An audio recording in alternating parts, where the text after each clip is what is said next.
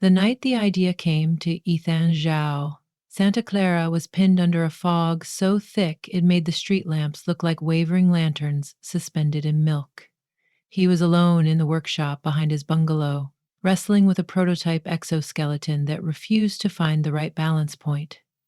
The motors were perfect, the carbon armatures flawless, but lift refused to manifest. Every calculation said the device should hover. Reality replied with a mocking thud each time he released his grip on the rig. An old reel of news footage looped on a corner monitor. Paraplegic veterans racing custom wheelchairs around a track in Dubai. Ethan watched their faces, saw joy sealed under clenched determination, and felt the familiar pinch of guilt. His inventions kept winning venture capital prizes without reaching the people they were meant to serve. He wanted a breakthrough large enough to shove cynicism aside, a technology so elegant the world would feel its moral obligation to share it. He killed the loop, opened a new simulation, and impulsively sketched translucent wings bowed like a dragonfly's. They would not be mechanical, they would be light. Real photons, bent and woven, holography had advanced to the point where a volumetric projection could be stiffened by plasma filaments, a trick borrowed from missile defense research. He mapped the shape to a spinal harness, then added micro thrusters at the scapula line. If the projection could generate a flexible airfoil, maybe he could cheat gravity with almost no weight penalty. The math looked stupidly optimistic. Ethan stared at the rendering, heart stuttering in his chest. Etherwing, he murmured, naming it out loud so the universe would hear the dare. He burned through what was left of the night assembling a crude demonstrator, then slept on the workshop couch among solder fumes and depleted energy bars. 3 days later, he had a proof-of-concept video, slick enough to draw the attention of Archon Athletics, a Silicon Valley startup specializing in adaptive sports gear. They scheduled a meeting, and a week after that, Ethan found himself in a glass conference room overlooking an artificial lagoon, pitching to people in minimalist sneakers that cost more than his monthly rent. Archon's CEO listened politely until the slide featuring a silhouette labeled Test Pilot Needed appeared. Find us the right athlete, she said, and we'll bankroll the rest. Ethan walked out with conditional funding and the sudden terror of knowing that everything depended on one person brave enough to strap experimental wings to a body that couldn't afford another hard landing. The referral came from a physical therapist who had worked at the National Rehabilitation Center in Long Beach. You want someone fearless? Call Lena Ortiz, the therapist said. Just don't underestimate her patience for... P.S. She doesn't have any. Ethan drove south along Highway 101, rehearsing introductions the whole way. Lena lived in an airy apartment overlooking the marina, walls plastered with medals, race bibs, and stills of her sprinting days. She opened the door in wheels, not legs, sleek carbon-framed chair, shoulders corded from years of propelling herself faster than most able-bodied joggers. Her eyes flicked to the small drone hovering shyly behind Ethan's shoulder. He'd brought it to film the meeting, a reflex left over from years of venture pitches. No filming until I say so, she said, voice level. Of course, he stammered, grounding the drone. She rolled back, gesturing for him to enter. Skepticism radiated off her like static. Ethan explained the concept: wings of holographic light, pressure-sensitive gloves to feather the virtual feathers, micro thrusters coupled to gyroscopes. Her expression remained unreadable. People promise miracles all the time, she said when he finished. Stem cells, nanoexos, miracle nerve scaffolds. Most of us learn to tell polite lies back, so nobody feels bad when nothing changes. I'm not promising you walk, Ethan replied. I'm asking if you want to fly. The words came out louder than intended, and he felt heat flood his cheeks. But Lena's brows lifted, and something unguarded shimmered behind her skepticism. She wheeled closer to the open balcony door and stared at the gulls slicing the sky. When do we start? They converted an unused hangar at Moffett Field into the test site. First session, Ethan walked Lena through the harness while 6 engineers hovered like anxious cousins. The holographic projectors were the size of matchboxes, arranged in a halo behind the spinal plate. When powered, the wings flickered into being, a riot of blue-white facets drifting like mist until the control software locked them into shape. Lena's breath caught. Even seated, she looked mythic, part gladiator, part archangel. The wings spanned 12 feet tip to tip, translucent enough to see the hangar lights refracted into rainbow shards.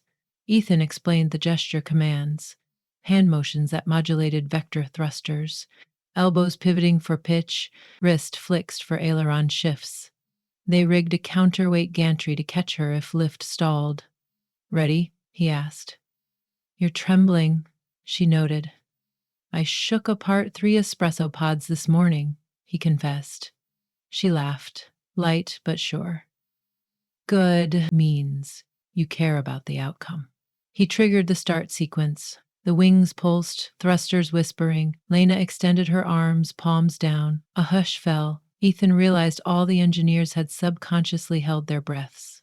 The harness vibrated, the holographic membranes flexed, and Lena rose an inch, maybe 2. For a heartbeat, she hovered, wheelchair wheels leaving the polished floor.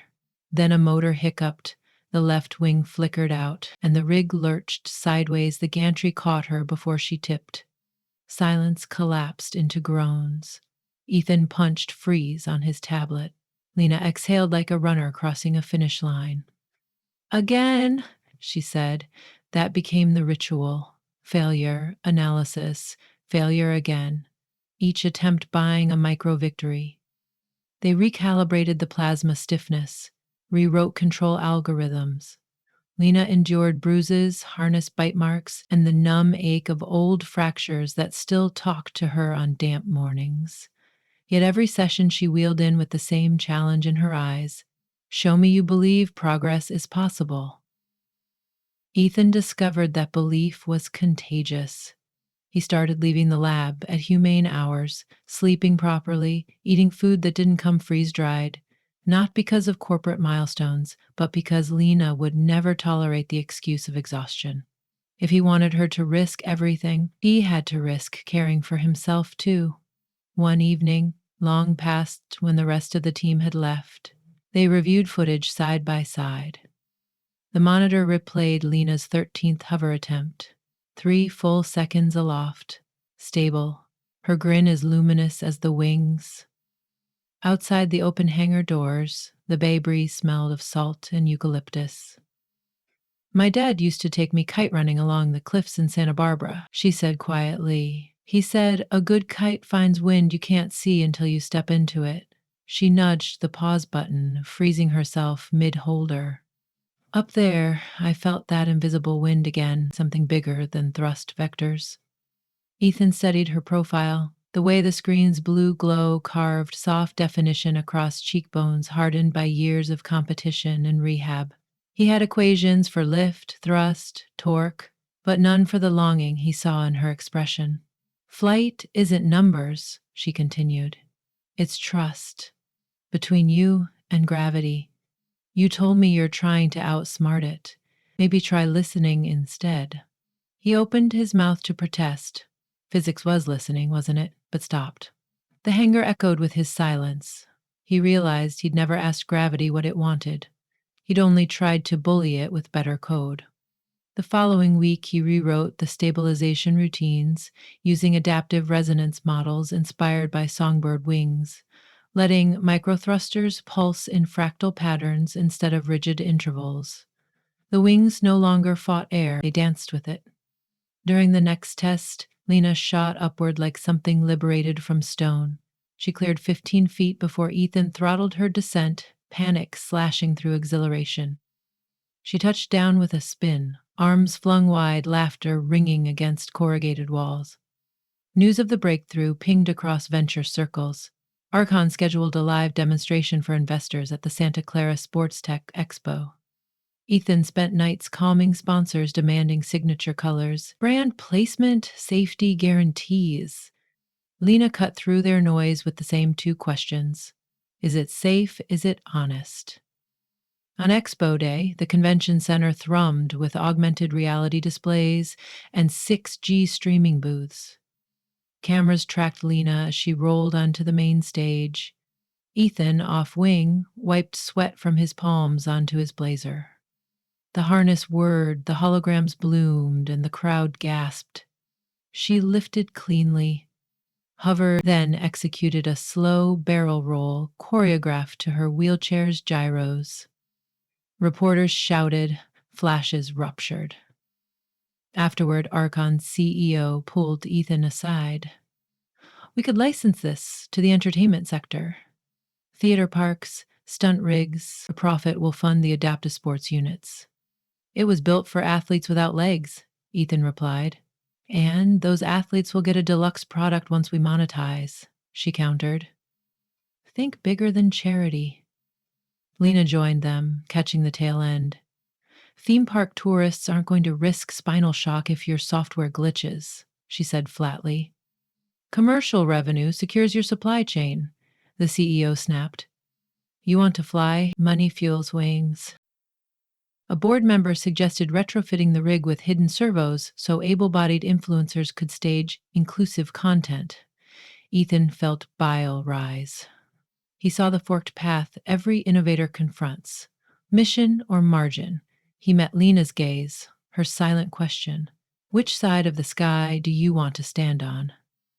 They walked out of the expo together and found a quiet patch of lawn behind the loading docks. Forklifts beeped in the distance. They'll kill the project if we refuse, Ethan said. They'll kill its soul if we agree. He sank onto the grass, elbows on knees. I spent my life obsessing over hardware because it felt safer than people. Circuits don't lie. Investors aren't supposed to be friends. Then you roll in and tell me flight is trust, and suddenly I care how it feels, not just how it functions. He raked a hand through his hair. I don't know how to protect that. Lena's chair crunched onto the grass beside him. She placed one calloused hand over his. You protect it the same way you made it, by daring to look ridiculous and doing the next right thing. That night, Ethan emailed Archon's board withdrawing from their term sheet. He offered to buy the intellectual property back at cost, wagering every cent he had and several he did not. Two junior engineers quit in solidarity. A legal storm brewed. But a video of Lena's flight had already gone viral, and public sentiment leaned David over Goliath. Crowdfunding roared alive. By month's end, Ethan had majority control of Aetherwing under a newly formed nonprofit, Horizon Seekers. They relocated to an abandoned Art Deco theater on Treasure Island, far cheaper than the hangar. Its cavernous interior perfect for flight labs. Word spreads, athletes arrived, wheelchair rugby phenoms, skateboarders with prosthetics, a double amputee high diver who dreamed of aerial routines synced to music. Each received customized wings. Each learned to trust gravity's conversation. One chilly dawn, Ethan wheeled Lena onto the old theater roof. The fog layer was thin, sun bleeding peach over the East Bay hills. He'd modified her rig for open-air endurance, incorporated feather-like micro-vanes to harvest thermals. No safety gantry, she teased. Just me and Newton. He clipped a tether to her waist, redundancy hidden inside a retractable reel anchored to his harness, himself anchored to a vent stack. She pivoted to face him. You seem calm. I'm terrified, he corrected, but I've also never been more certain. He tapped the wrist remote. The wings unfurled, rippling prismatic against sunrise. Lena inhaled, centered herself, and pushed forward. The wheelchair rolled to the roof's edge, front caster's ab trained to sense void, but this time she didn't break. She launched into nothing. For an agonizing beat, Ethan saw only emptiness where she'd been. Then wings flared through the mist. Catching a thermal, she banked upward, body tilted like a seabird carving wind. The tether slackened, spooled, then clicked free. She was past its length. Ethan pressed release. The line snapped loose, fluttering to the roof. Lena circled back, swooping so low he could see the wild ache of joy in her expression. Come up, she shouted. I don't have wings, he yelled back, laughter cracking his voice. Build yourself some. She climbed again, disappearing into a corridor of rose gold light. Ethan stood, eyes watering from wind and something fierce in his chest. He realized love had snuck up on him between schematics and solder joints. The kind of love shaped not by proximity, but by shared defiance of gravity's prophecy. She landed after 20 ecstatic minutes, dropping onto the roof with the practiced grace of a falcon folding into perch. He knelt to detach her harness, hands brushing her shoulders. The sun haloed her curls and a sudden hush wrapped them both, thicker than the fog earlier. Lena, he began, then stalled, mouth full of words too heavy to lift. She beat him to it, palm against his sternum. You made me wings, she said. But you also listened when I told you what flight feels like. That means more. Her fingers curled into his jacket, tugging him closer. Say something physicsy and romantic. He laughed softly, forehead resting against hers.